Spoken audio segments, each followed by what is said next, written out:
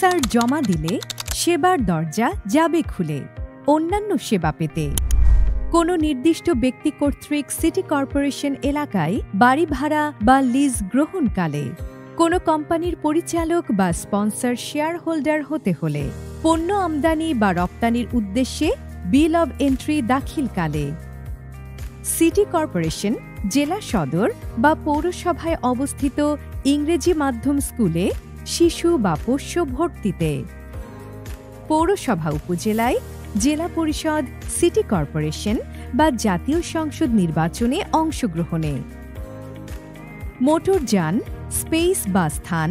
বাসস্থান অথবা অন্যান্য সম্পদ সরবরাহের মাধ্যমে শেয়ার্ড ইকোনমিক অ্যাক্টিভিটিজে অংশগ্রহণ করতে,